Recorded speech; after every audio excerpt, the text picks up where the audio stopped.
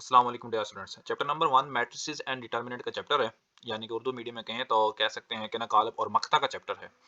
तो most important shorts और long question मैं बताता जाऊंगा, तो आप अपनी बुक्स ओपन करें और जल्दी जल्दी पेन के साथ मार्क करते जाएं।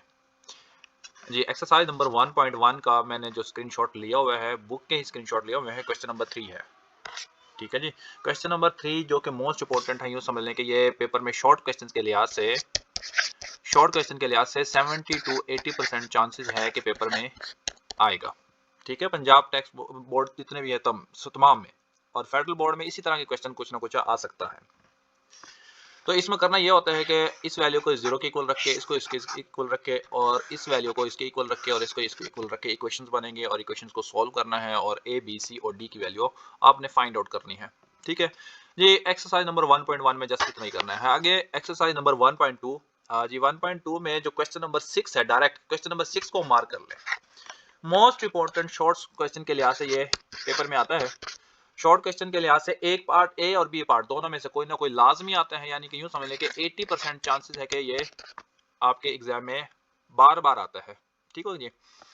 उसके बाद एक्सरसाइज नंबर 1.3 जी 1.3 का क्वेश्चन नंबर 1 में उसने find the additive inverse of the following, यानी कि उर्दू के लिहाज से उर्दू मीडियम वालों के बच्चों के लिए कह रहे हैं कि ना इसका जमई माकूस मालूम करना है। तो जस्ट आपने इनके साइन चेंज करने होंगे, कोई एक पार्ट आ जाता है, 40 टू 50% चांसेस है कि ये एग्जाम में आ सकता है, इसका कोई एक पार्ट। क्वेश्चन नंबर 3 को मार्क कर लें। हाँ जी, क्वेश्चन नंबर 3 मोस्ट इंपॉर्टेंट है, एक पार्ट लाजमी आता है। क्वेश्चन नंबर 3 में उसने ए बी और सी की वैल्यू, ए बी और सी की वैल्यू, डी की वैल्यू दी हुई है, फाइंड आउट करनी है हमने। ये यहाँ पर आपको स्क्रीन पे नजर आ रहे हैं 11th पार्ट, सॉरी स्क्रीन पे नजर आ रहे हैं आपको 9 पार्ट टोटल। ठीक है, तो 9 पार्ट है, इनमें से कोई ना कोई पार्ट लाजमी आता है। तो मोस्टली पार्ट नंबर 5 और पार्ट नंबर 7 इनको आप मार्क कर ले।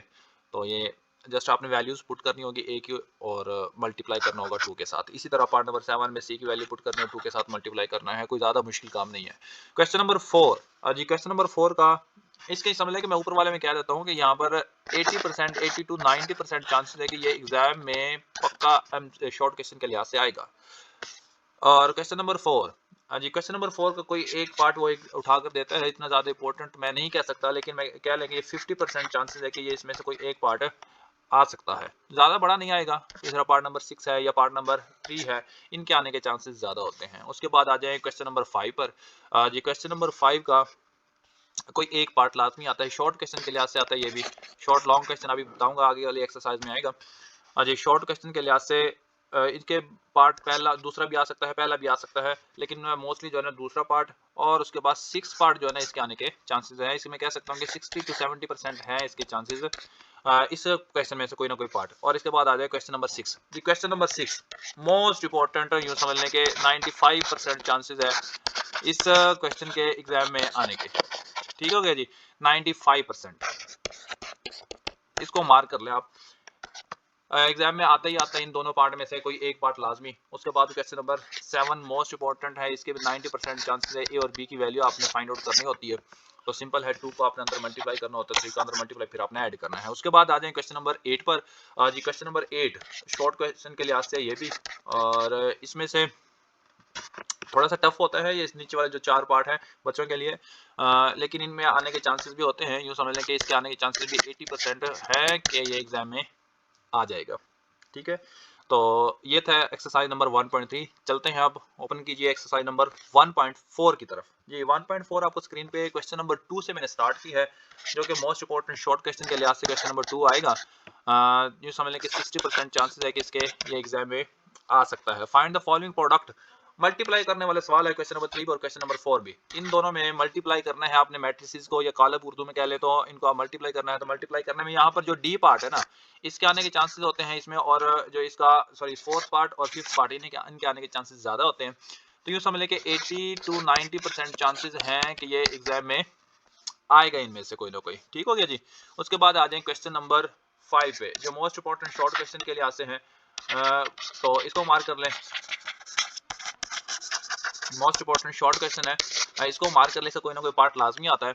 तो मोस्टली जो है ना पार्ट नंबर फर्स्ट आता है, क्योंकि ये वेरीफाई करना होता है A B equal to B है। ये अगर यहाँ पर ये पॉसिबल हो तो यानी कि ए बी और बी ए बराबर है या नहीं, लेकिन इसमें बराबर नहीं आता, लेकिन बच्चे इसको ट्राई करते रहते हैं कि इक्वल किसी न किसी तरह लेके आए। तो ये फर्स्ट पार्ट इसलिए ज़्यादा इंपॉर्टेंट है कि पेपर में आने के चांसेस ज़्यादा होते हैं। तो ये 90% चांसेस है कि इसके कोई इस पार्ट के, स्पेशल मैं इस पार्ट के कह रहा हूँ। उसके बाद आ जाए क्वेश्चन नंबर 6 पर। क्वेश्चन नंबर 6 का जो मोस्ट इंपॉर्टेंट, दोनों शॉर्ट क्वेश्चन जो है ना मोस्ट इंपॉर्टेंट है, 90% टू 95% चांसेस है कि ये एग्जाम में शॉर्ट क्वेश्चन के लिहाज से आ सकता है। ठीक हो गया जी। इस बार अब इस बार जो है ना वो थोड़ी सी स्कीम भी चेंज है, कोई एक आधा पार्ट जो है ना वो एसएलओ बेस भी देंगे। तो मोस्टली क्वेश्चन इसी एक्सरसाइज में से ये जो मैंने मार्क करवाए हैं वो यही आएंगे। अब ओपन करते हैं, मतलब चलते हैं एक्सरसाइज नंबर 1.5 की तरफ।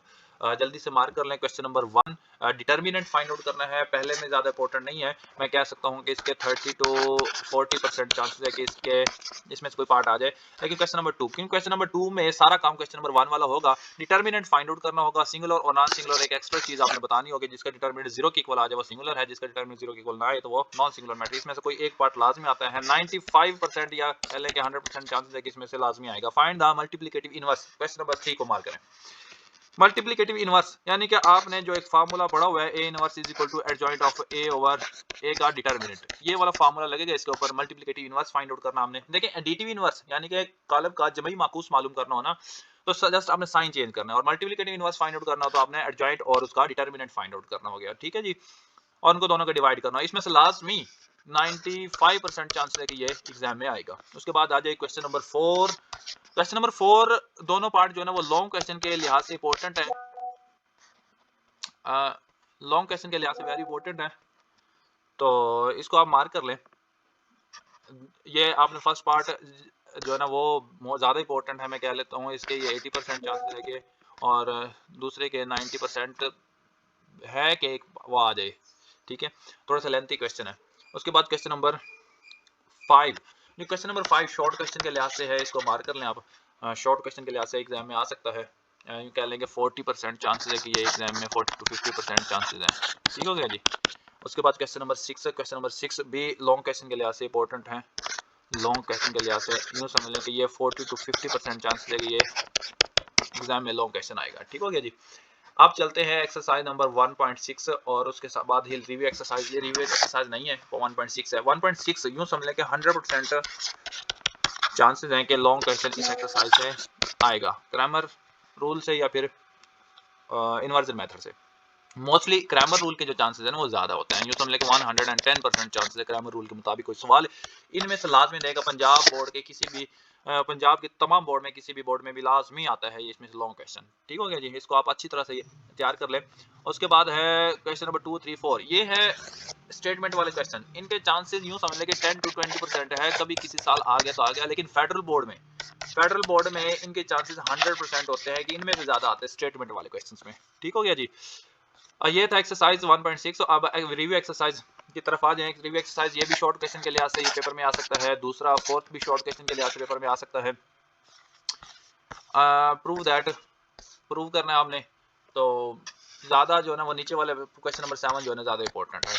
ठीक हो गया जी, शॉर्ट क्वेश्चन के लिहाज से सारे। तो अब 2 जो है ना ऊपर लिंक दिया गया है, उस पर क्लिक करें। और अगर आप इस चैनल पर न्यू हो तो सब्सक्राइब कर लीजिए, क्योंकि तमाम बुक्स के लेक्चर और मोस्ट इंपॉर्टेंट शॉर्ट्स और लॉन्ग क्वेश्चंस हम आपको बताते रहेंगे इस चैनल के थ्रू।